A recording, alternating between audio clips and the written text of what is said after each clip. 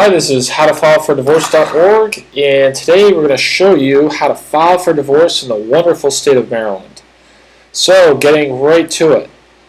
Step 1, you want to download the Maryland Divorce Papers. Now, these are all the required forms that you're going to need to complete the divorce process. But don't worry, they're 100% free right on our website.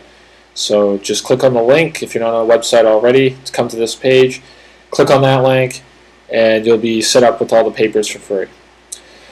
Step 2, you should meet with your spouse to complete all the forms below in this area and attach them, all these forms, to the complaint or absolute divorce form. So you're going to fill all these forms out. If you don't have children, disregard obviously anything that has to do with child support, but you're going to need to fill out all these forms with your spouse. So, for example, this form, the Separation and Property Settlement Agreement, that's a very important form because that is where the both of you are going to basically negotiate all the meat and potatoes of your assets.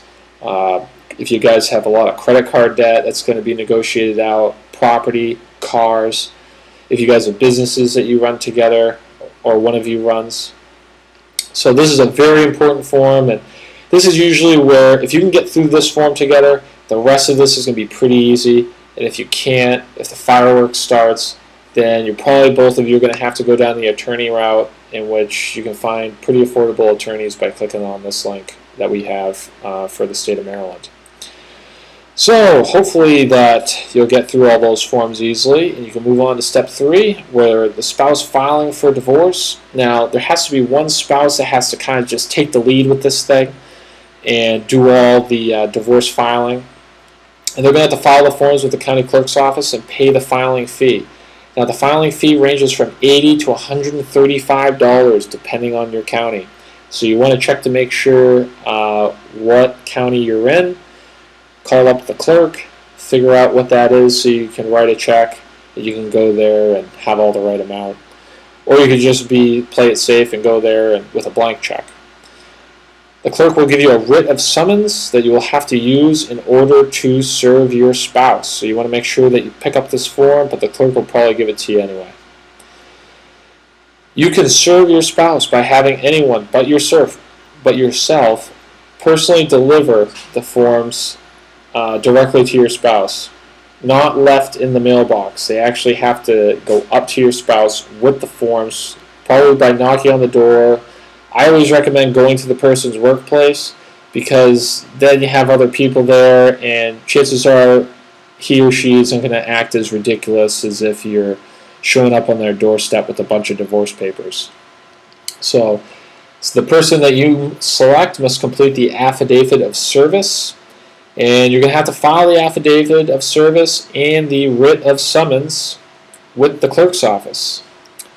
So once you've done that, you'll have to contact your spouse in order for him or her to complete the following forms. And now your spouse is going to have to file these 3 forms on their own, which are located right here. After filing, your spouse should then get a copy of all the filed forms, just these 3, and they're going to have to mail it to you. Now you both are ready to make a court hearing date. You'll need to completely fill in and file the request for hearing or proceeding, and the clerk will notify both parties of the court date, probably by mail. And step 7, you will need to bring a witness in the event the judge wants someone to testify what you submitted in your complaint is actually true. So it'll just say the witness, all the judge may ask him is, are they in fact not living together, or are they in fact, do they hate each other? It's not going to be, the witness you get doesn't have to be that ridiculous. But also you'll need to bring copies of the judgment and marital settlement agreement. And as long as you've done all these forms right, the judge will approve all the forms, and you will be granted and signed a judgment, which will be your official certification that legalizes your divorce in Maryland. So that's it. All you need to know is that the requirements are either party must be a resident at least 12 months, and that a divorce can take a minimum of 5 months. But just because the courts are so backed up, it'll probably take closer to 6 or 7. But that's it. That is how you officially file for divorce in the state of Maryland.